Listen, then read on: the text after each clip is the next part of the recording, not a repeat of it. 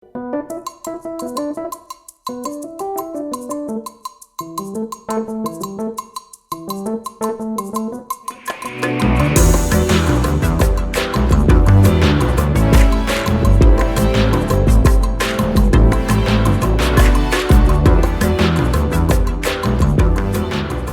Arora of Studio Lotus is not only a very good friend, but I've also had the wonderful privilege of working with him on several projects.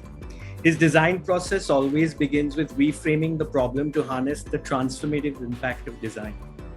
His sensitivity to each context, materiality, indigenous craft, and its use follows a wonderful journey of discovery to inform each design solution.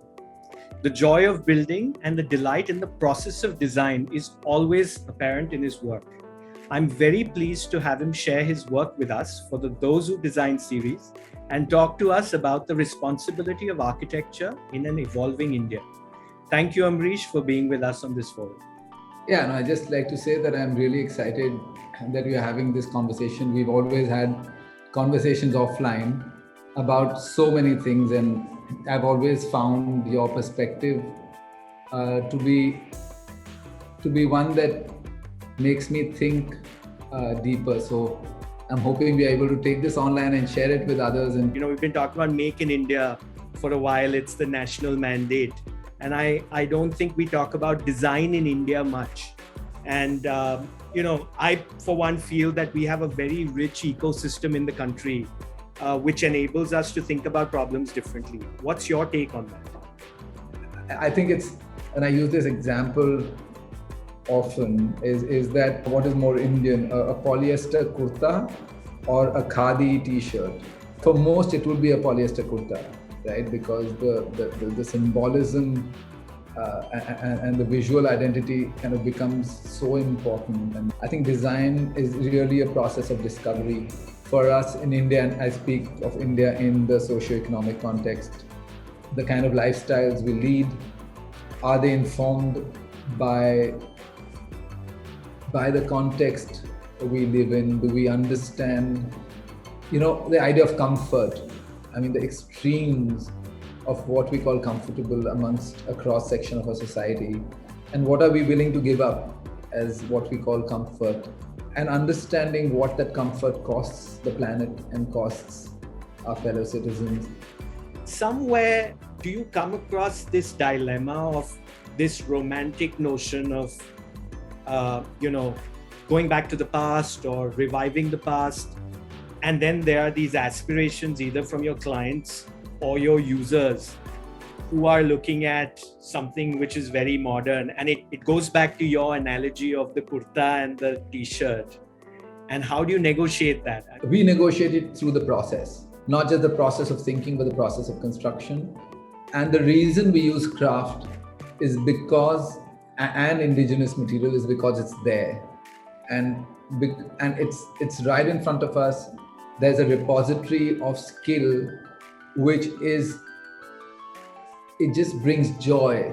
We are deeply aware that we are catering to the elite, and when we are aware of that, we also take very seriously the responsibility of setting aspirations. So we realize that a lot of the way we approach our buildings is what then a large segment of the population looks at for inspiration. I want to bring your attention to Krushi Bhawan, and I want to talk to you about two things.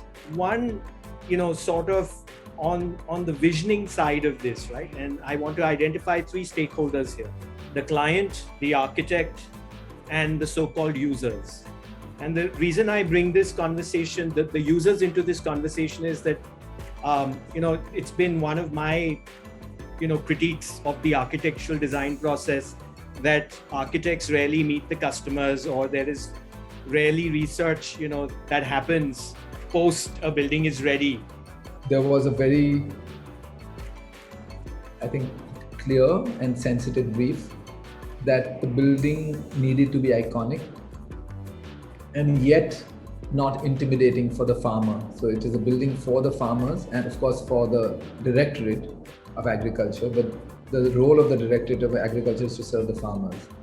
So when a farmer walks in, he must not feel alienated, and yet it must represent, it should be future forward looking. One of the moves that we did in our reframing exercise is we looked at Königsberger's vision for the Secretariat, that whole region, and one of his visions in the master plan of Bhubaneswar was for the Secretariat to become a lively point of interaction for the citizens of Bhubaneswar and Cuttack. And we said, look, since you're making something for the farmers, there would be a lot of programming in here that would be relevant to the citizens. There was a fair amount of open green, there was an auditorium, there was a gallery, there was a cafeteria, there was areas for arts and festivals, food festivals and so on and so forth, which we wove into the brief, and that helped us kind of draw up our first sections where we elevated the building, the offices off the ground plane and integrated the ground plane into the city. So we tried to get the ground plane through the building itself. And I think the second big shift was in the way we looked at adaptive thermal comfort and this idea of thermal comfort. And again, what we found was a majority of older office buildings were worked without air conditioning. Bhubaneswar doesn't have enough power. That's how people have traditionally worked. Even most people's homes were not air conditioned. And the climate of Bhubaneswar allowed us to create a night berth system because there was a differential of about 12 degrees or more through most of the year, excepting for a 15-day window where it gets uncomfortable. And we kind of agreed for people to live with that 15 days. They were living with it.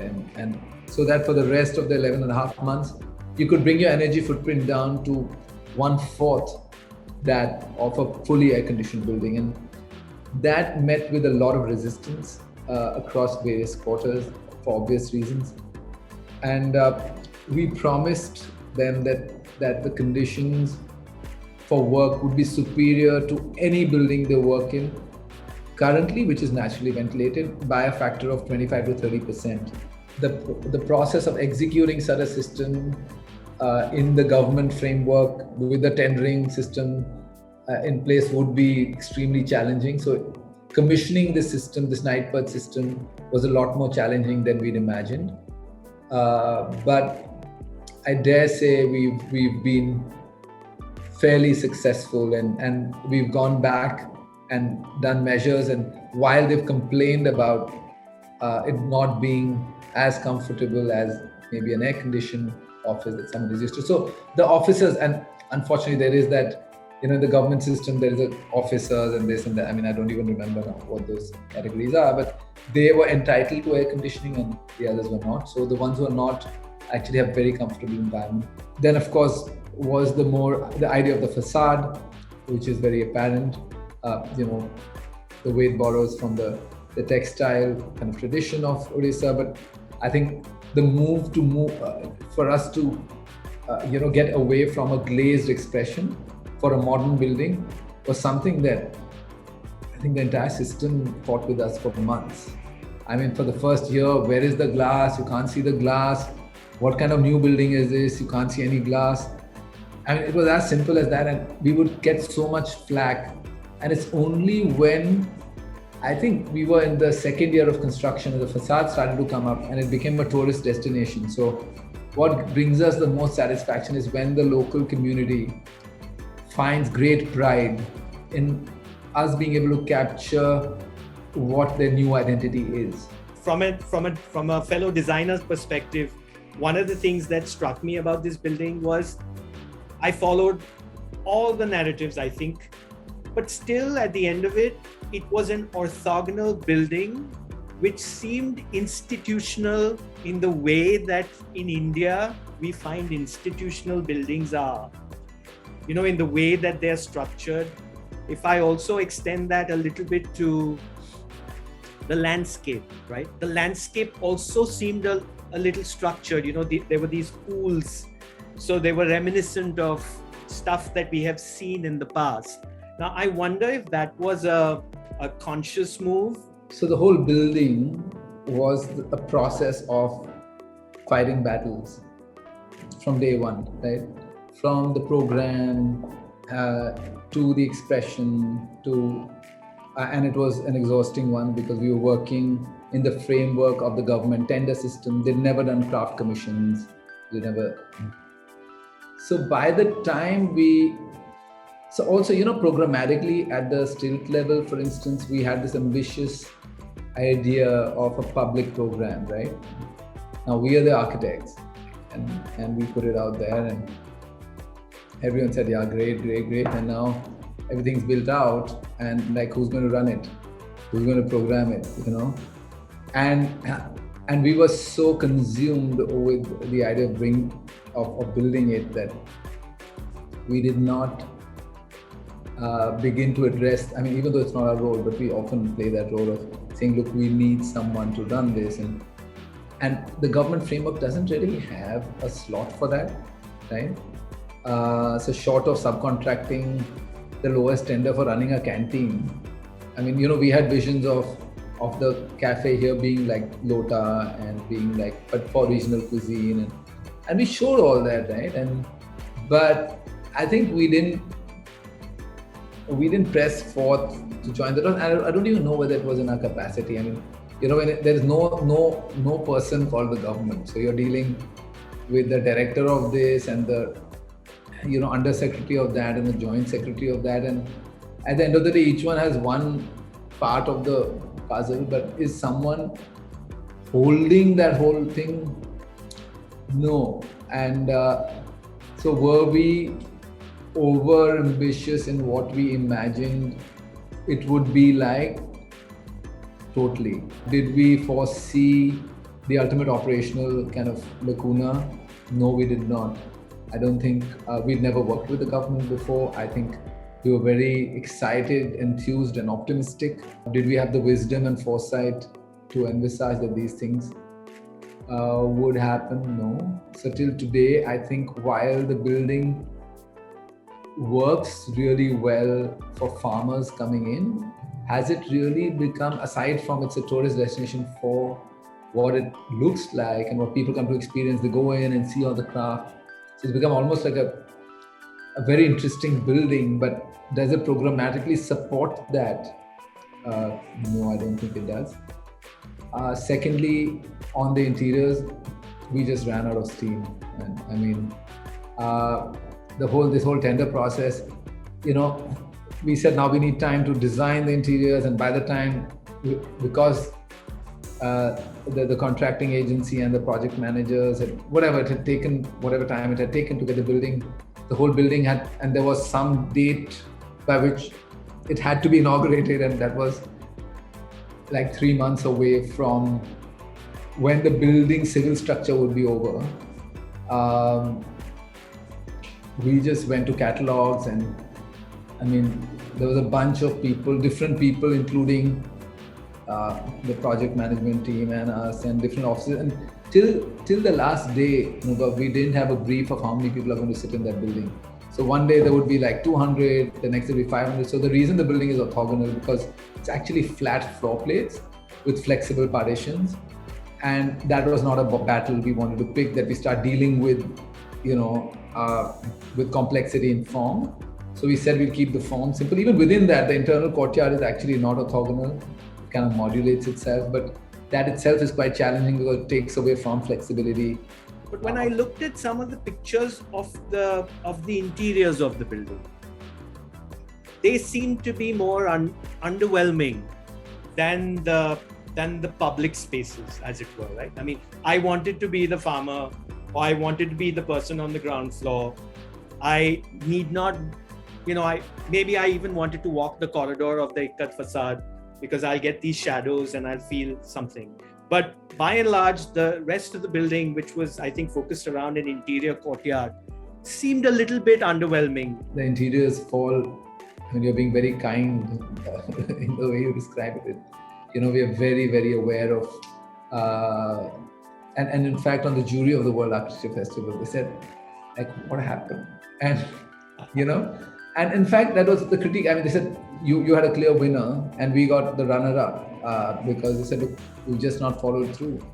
What happened there? And, one just accepted it for what it was. And I think the learning there is now we are working with the Rishi government on a couple of other projects, and we realize that in the government system you have to have, so this evolutionary system of design that we are used to is not something that works in that system. So you got to spec everything out for tender upfront. So we are doing the interiors while we are doing the structural drawings, right? So we are doing the tender packages, we are closing them out, and it makes for less probably dynamic and exciting. It will still makes for interiors that at least are in consonance with what we've conceptualized. So that's been a big learning. We've just very spoiled with clients such as Godrej, who give us the freedom to evolve thinking as we go along, and it doesn't work in the government system. So we've really under-delivered on that front. And and this is more a question or an observation really. The roof and the opportunity of below the ground, I wonder if those were either missed opportunities or those were something where, you know, there were clearly constraints that one couldn't get into because of height restrictions and so on and so forth. I think the roof again was meant to be, in fact in our drawings it's still an urban farm with vermicomposting, drip irrigation systems. It's actually a full-on demonstration farm. So you walk through the roof and you see best practices in agriculture. And I think again the inauguration date and just everyone, there's already, they put in more energy into this building than they've ever done in anything. I think by the time they got to the roof, they said, it's fine. So it's still there and it's still something. We've got emails going out until 6 months ago saying like, when are you going to finish it? So it's just basically it's not finished.